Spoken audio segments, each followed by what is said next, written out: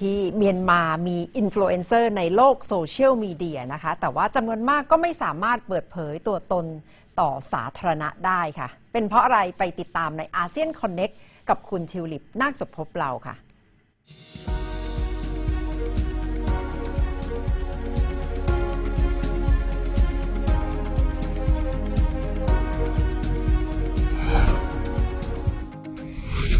ASEAN Connect วันนี้นะคะคุณผู้ชมเราจะไปพูดคุยกับคุณเดวิดตุลค่ะผู้สื่อข่าวจากนครย่างกุ้งประเทศเมียนมานะคะวันนี้มีเรื่องราวที่น่าสนใจเกี่ยวกับนักการศึกษานะคะที่ผ่านตัวมาเป็นอินฟลูเอนเซอร์แล้วก็กำลังจะเผยแพร่หนังสือการ์ตูนค่ะ Story today is about an influencer that about to publish his own comic book. His story is essentially interesting because of several factors. The first being that he is perhaps one of, if not the only person, like famous social influencer in Myanmar that has his like identity completely hidden. So he wears like a full mask all the time. So as no doubt you'll be probably showing from the video footage now that you can see the different masks he wears.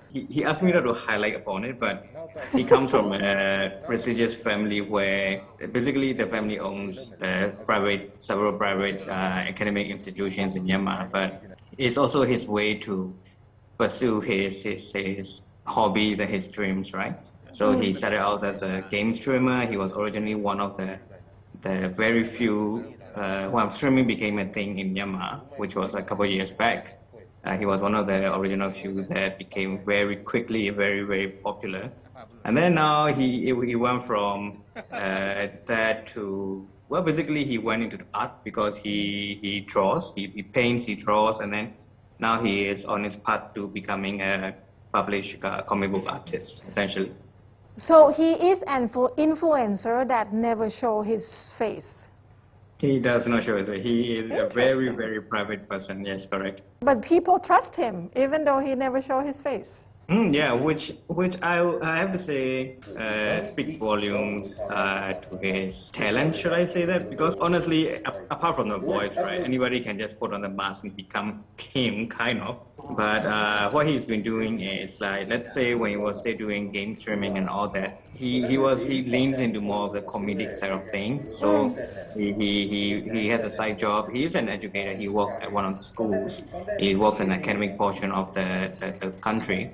And then he essentially also side jobs as a storyboard artist. So he's rather well versed in the comedic timing and all that to make the viewers be entertained, right? But he also understands that as an educator himself, he wants there to be value in the entertainment he's providing, right? So soon after he started doing live art drawing streams and all that, like providing free tutorials and all that, and then he is now pivoting. He owns his own studio now, and he is currently in the process of attempting to publish two comic book series. One is for general, everybody can enjoy. Another one is specifically for children.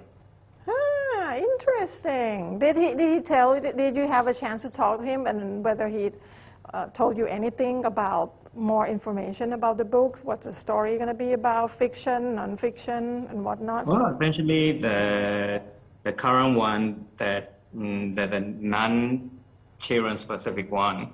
For the children specific one, I don't have a lot of idea about it. He didn't tell me much about it. But the other one is essentially drawn in the style of a manga, which is a Japanese comic book style, right? So it's drawn in the style of a manga, and then it's a fictional characters and a fictional story.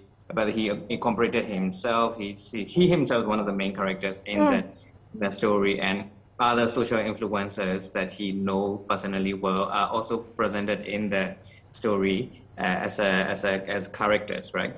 Currently, he has been just uploading every chapter of what he's done on his Facebook account or whatever the people want to enjoy his stuff, right? But after a while, he will stop doing that and he will just publish a whole fully colored book sometime in the future. Realistically, next year, but he says that if it's possible this year, then he will publish it this year. Yeah.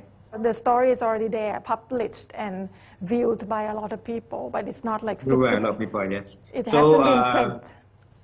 It hasn't been printed, and And which is also quite interesting because nowadays the print medium is not something that a lot of, let's say, copybook artists would choose to go for, right?